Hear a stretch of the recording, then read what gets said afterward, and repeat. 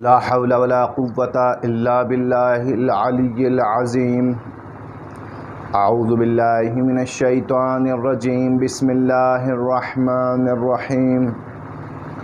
الحمد لله رب العالمين. الصلاة والسلام والتحية والإكرام على محبوب رب المشرقين والمغربين مولانا ومولى الكونين جد الحسن والحسين بالقاسم محمد. اللهم صل على محمد وآل محمد وعلى أهل بيته الأطيبين الأطهرين المعصومين ولعنة الله على أعدائهم أجمعين من يوم عداوتهم إلى قيام يوم الدين. أما بعد، قال الله الحكيم في كتابه الكريم. بسم الله الرحمن الرحيم.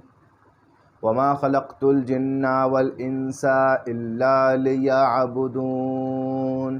صلوات پڑھ دے محمد و آل محمد پر. اللہم صل علی محمد و آل محمد. عزاداران امام مظلوم کربلا، خمسہ سجادیہ کی آج یہ ہماری دوسری مجلس ہے، اور ہم نے کل کی مجلس میں آپ کی خدمت میں عرض کیا تھا کہ امام سجاد علیہ السلام نے کس طریقے سے اپنی زندگی کو بسر کیا ہے اور کس طریقے سے ہمارے لیے امام کی زندگی نمونہ عمل ہے. اور ہم نے عرض کیا تھا کہ عزیزان محترم کہ عبادت کس چیز کا نام ہے، عبادت کسے کہتے ہیں. ہر وہ عمل کے جو خدا کی رضا کے لیے انجام دیا جائے اسے عبادت کہا جاتا ہے. اور انسان کو اپنی مکمل زندگی عبادت میں گزارنی ہے، نہ کہ کچھ لمحے اور کچھ منٹ عبادت میں گزارنے ہیں. اگر فقط پورے دن میں کچھ منٹ عبادت میں گزارتے ہیں تو ہمارا مقصد حیات پورا نہیں ہوتا. پروردگار عالم نے یہ نہیں کہا کہ ہم نے تمہیں پیدا کیا، تمہیں زندگی دی ہے تاکہ تم عبادت کرو. پروردگار عالم نے کہا ہے کہ ہم نے تمہیں زندگی فقط اسی لیے دی ہے کہ تم اس میں عبادت ہی کرو، اور عبادت کے علاوہ کوئی دوسرا کام انجام نہ دو. تمہارا ہر عمل اس زندگی میں عبادت ہونا چاہیے، اطاعت ہونا چاہیے، اتباع اور پیروی ہونی چاہیے. لہذا جب ہم اس آیت کو دیکھتے ہیں وَمَا خَلَقْتُ الْجِنَّ وَالْإِنسَ إِلَّا لِيَعْبُدُونَ، ہم نے پیدا نہیں کیا جن و انس کو مگر یہ کہ سوائے اپنی عبادت کے، اپنی عبادت کے لیے پیدا کیا ہے. اس کا مطلب یہ ہے عزیزان محترم کہ عبادت فقط 5 وقت کی نماز پڑھ لینے کا نام نہیں ہے، عبادت فقط 1 مہینے روزہ رکھ لینے کا نام نہیں ہے، عبادت زندگی میں 1 مرتبہ حج پر چلے جانے کا نام نہیں ہے، بلکہ زندگی کا ہر کام انسان کا عبادت ہونا چاہیے. یہ مقصد ہے انسان کا، انسان کی حیات کا، انسان کی زندگی کا. کیوں؟ کیونکہ آپ دیکھیں اس آیت میں کیا کہا گیا ہے کہ ہم نے پیدا کیا انسان کو تاکہ وہ ہماری عبادت کرے، ہماری بندگی کرے. یعنی انسان کا سب سے بڑا مقام کیا ہے؟ انسان کا سب سے بڑا مقام نمازی ہونا نہیں ہے. کیوں؟ کیونکہ نمازی تو بہت ایسے نمازی بھی اس دنیا میں آپ کو مل جائیں گے کہ نماز بھی پڑھتے ہوں گے اور ساتھ میں وہ نہ جانے کتنے گناہوں کے کام بھی کرتے ہوں گے. تو انسان کا سب سے بڑا مقام نمازی ہونا نہیں ہے. انسان کا سب سے بڑا مقام روزے دار ہونا بھی نہیں ہے. کیوں؟ کیونکہ روزے دار بھی بہت ایسے مل جائیں گے کہ 1 مہینے روزہ رکھتے ہیں اور باقی تمام سال حرام کی کمائی کھاتے ہیں یا اور گناہوں میں ملوث رہتے ہیں. تو روزے دار بننا سب سے بڑا مقام نہیں ہے. کیا حاجی ہو جانا سب سے بڑا مقام ہے؟ نہیں عزیزان محترم، حاجی ہو جانا بھی سب سے بڑا مقام نہیں ہے، کیونکہ بہت سے حاجی حج سے پلٹنے کے بعد بھی سدھرتے نہیں ہیں، اپنی زندگی کو صحیح راستے پر نہیں گزار پاتے، اسی زندگی پر رہتے ہیں جس زندگی پر حج سے پہلے تھے. تو پتہ لگا کہ نماز بھی سب سے بڑا مقام نہیں ہے انسان کے لیے، روزہ بھی انسان کے لیے سب سے بڑا مقام نہیں ہے. حج بھی حاجی بن جانا بھی انسان کے لیے سب سے بڑا مقام نہیں ہے، تو سب سے بڑا مقام جب نمازی بننا نہیں ہے، جب روزے دار بننا نہیں ہے، جب حاجی بننا نہیں ہے، تو سوال کیا جائے گا کہ پھر اس انسان کے لیے سب سے بڑا مقام کیا ہے؟ تو جواب پروردگار آئے گا کہ اے انسان، تیرے لیے سب سے بڑا مقام یہ ہے کہ تو میرا بندہ بن جا۔ اگر تو میرا واقعی بندہ بن گیا تو تیرے پاس سب سے بڑا مقام آ جائے گا۔ کیوں؟ کیونکہ رسول خدا ختم مرتبت کو پروردگار عالم نے جو سب سے بڑا مقام عطا کیا، وہ کون سا مقام تھا؟ بسم اللہ الرحمن الرحیم، سبحان الذی اسری بعبدہ لیلا۔ پروردگار عالم اپنے بندے کو لے گیا۔ یہ بندہ ہونا رسول خدا کے لیے سب سے بڑا مقام ہے۔ اور یہی نہیں، پروردگار عالم نے ہم سے یہ قرار لیا، ہم سے یہ ذمہ داری ہم کو دی ہے کہ تم جب بھی نماز پڑھنا تو میرے اس رسول کی میرے اس رسول کے سب سے بڑے مقام کا تذکرہ تمہیں نماز میں کرنا ہوگا۔ اور ہم اسی لیے کہتے ہیں وَأَشْهَدُ أَنَّ مُحَمَّدًا عَبْدُهُ وَرَسُولُهُ۔ ہم یہ نہیں کہتے کہ میں گواہی دیتا ہوں کہ وہ محمد پروردگار عالم کے رسول ہیں، وہ محمد وہ ہیں کہ جو نمازی بھی تھے، جو پرہیزگار بھی تھے، جو امین بھی تھے، جو صادق بھی تھے۔ نہیں، ہم نے سب سے پہلے کیا کہا؟ عبدہ، وہ محمد کے جو اس کا بندہ تھا، یعنی بندگی کے مقام میں جہاں تک رسول خدا پہنچ گئے کوئی دوسرا پہنچ نہ سکا۔ یہ مقام بندگی انسان کے لیے سب سے بڑا مقام ہے، اور یہ فقط نماز روزے سے حاصل نہیں ہوتا عزیزان محترم۔ اس کے لیے انسان کو اپنے پروردگار عالم کی خالص اطاعت کرنی ہوتی ہے، خالص اطاعت کرنی ہوتی ہے۔ آپ کو ایک مثال دے کے اپنے موضوع سے مرتبط ہو جاؤں کیونکہ وقت ہمارے پاس زیادہ نہیں ہے۔ ایک کمپنی نے کسی انسان کو جاب آفر کی، ایک کمپنی نے جاب آفر کی، اور بدلے میں کیا کہا کہ ہم تمہیں 20,000 روپے مہینہ دیں گے اور آپ کو یہ کام ہمارے لیے کرنا ہے۔ تو سامنے سے بندہ پوچھتا ہے کہ سر یہ بتائیے کہ کتنے گھنٹے کی ڈیوٹی ہے، کتنے گھنٹے ہمیں کمپنی میں کام کرنا ہوگا؟ تو جواب آتا ہے، بوس جو ہوتا ہے وہ کہتا ہے کہ آپ کو 8 گھنٹے کمپنی میں کام کرنا ہوگا۔ اس کا مطلب یہ ہے کہ یہ 8 گھنٹے روزانہ آپ کے کمپنی کے نام ہیں، آپ کو یہ 8 گھنٹے کمپنی میں کام کرنا ہے۔ اب ان 8 گھنٹوں کے بعد اگر آپ گھر چلے جاتے ہیں تو کمپنی کا کوئی حق نہیں ہے کہ وہ آپ کو گھر پہ فون کر کے کہے کہ آپ کو اب رات میں بھی کام کرنا ہے۔ کیوں؟ کیونکہ آپ ہمارے ورکر ہو، آپ ہمارے کارمند ہو۔ اور اگر کوئی کہتا بھی ہے تو یہ کام کرنے والا جواب دے سکتا ہے کہ سر آپ نے ہمیں 8 گھنٹے کے لیے ہائر کیا تھا، ہمیں آپ نے 8 گھنٹے کی تنخواہ دی تھی، لہٰذا ہم نے 8 گھنٹے کام کر لیا، اب ہم گھر پر ہیں، اب ہمیں آپ کی کمپنی سے کوئی مطلب نہیں ہے۔ تو یہ سوال تو خدا سے بھی کیا جائے گا۔ ہم اپنے آپ سے سوال پوچھیں خدا کے متعلق کہ ہم خدا کے بندے بن رہے ہیں، خدا کی عبادت ہمیں کرنی ہے، تو دن میں کتنے گھنٹے ہم خدا کی عبادت کریں؟ کیا کوئی ایسی پلاننگ یا ایک ایسی قرارداد ہوئی ہے؟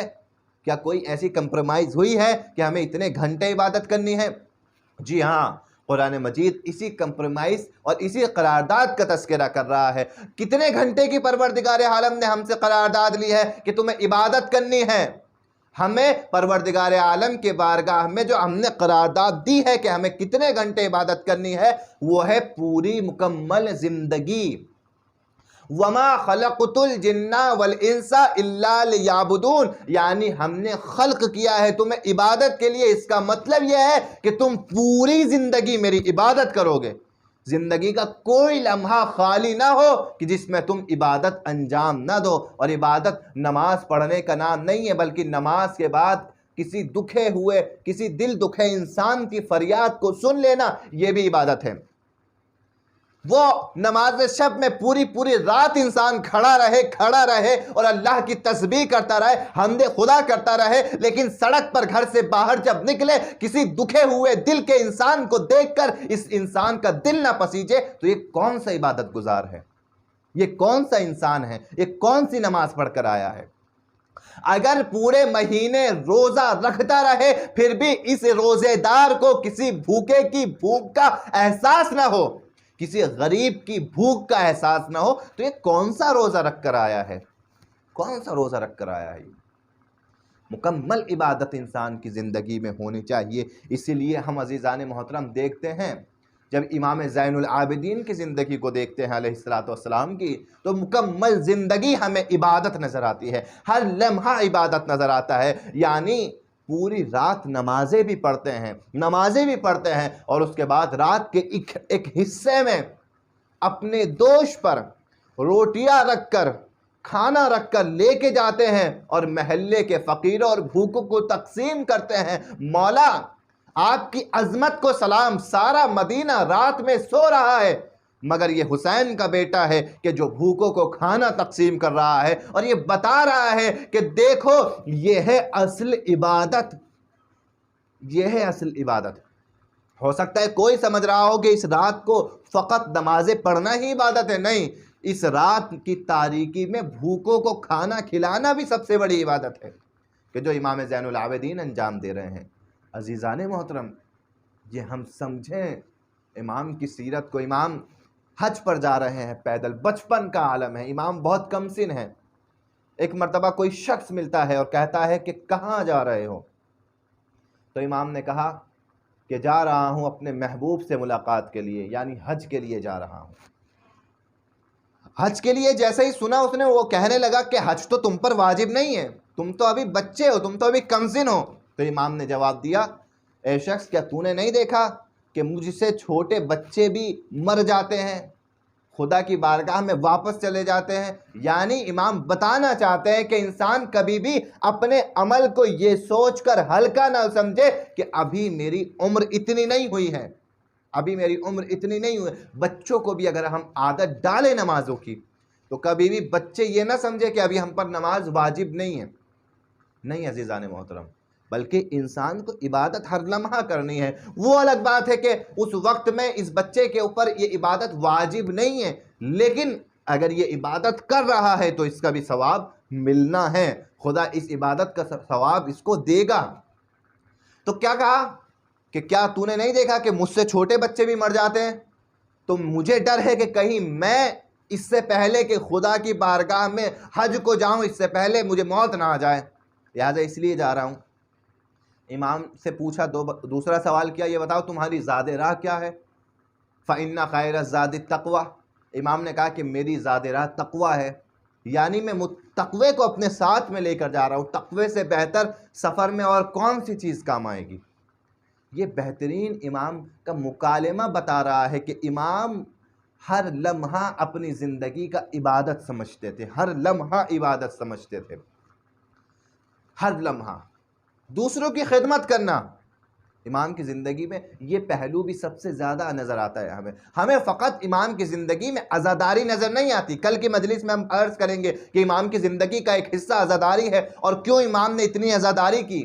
انشاءاللہ کل کی مجلس میں عزاداری پہ گفتگو ہوگی، اس کے بعد والی مجلس میں امام نے جو حقوق کے بارے میں توضیح دی ہے، لوگوں کو سمجھایا ہے کہ حقوق کو پہچانیں، اس کے بارے میں بھی گفتگو ہوگی۔ اور آخری مجلس انشاءاللہ، آخری مجلس میں ہم گفتگو کریں گے کہ امام علیہ السلام نے کس طریقے سے دعائیں ہم تک پہنچائی ہیں۔ تو یہ 5 مجلسوں میں ہم امام کی اس طریقے سے کچھ مختصر سی سیرت کو سمجھیں گے۔ مکمل طور پر ہم قاصر ہیں، واقعاً بیان کرنے سے قاصر ہیں۔ تو امام علیہ السلام زندگی کا ہر لمحہ امام کی عبادت ہے۔ جب صدقہ دیتے ہیں کسی کو تو جس کو صدقہ دیتے ہیں پہلے اس کے ہاتھوں کا بوسہ لیتے ہیں۔ مولا بوسہ کیوں لے رہے ہو؟ پوچھنے والے نے پوچھا، مولا صدقہ دے دیا آپ نے، کام ختم ہو گیا، اب بوسہ کیوں لے رہے ہو؟ کہا میں بوسہ اس لیے لے رہا ہوں کیونکہ میں نے سنا ہے اپنے بابا سے کہ جب ہم کسی کو صدقہ دیتے ہیں تو اس لینے والے کے اوپر خدا کا ہاتھ ہوتا ہے، دست پروردگار ہوتا ہے۔ میں اس کے ہاتھوں کو بوسہ نہیں دے رہا ہوں، میں اپنے پروردگار کے ہاتھوں کو بوسہ دے رہا ہوں۔ اور یہ بندہ اتنا خوش نصیب ہے کہ میرے اس مال کو خدا کی بارگاہ میں میرے لیے لے کر جا رہا ہے، لہٰذا یہ بندہ بھی جو ہے وہ اس قابل ہے کہ اس کے ہاتھوں کا بوسہ لیا جائے۔ دیکھیں واقعی امام کی زندگی کو پڑھ کر دیکھیں، حقیقتاً امام کی زندگی مکمل عبادت ہمیں نظر آتی ہے۔ مگر عزیزان محترم، جب ہم اس زندگی کے دوسرے پہلو کو دیکھتے ہیں تو ہمیں اس زندگی میں امام کے بہت زیادہ مصائب نظر آتے ہیں، اور یقیناً یہ مصائب برداشت کرنا بھی امام کے لیے کسی عبادت سے کم نہیں تھا۔ امام ان مصائب کو بھی اپنے لیے عبادت سمجھ کر ان مصائب سے گزرتے تھے۔ عزیزان محترم، امام کے لیے آپ ذرا تصور کر کے دیکھیں کہ سب سے سخت منزل کون سی تھی۔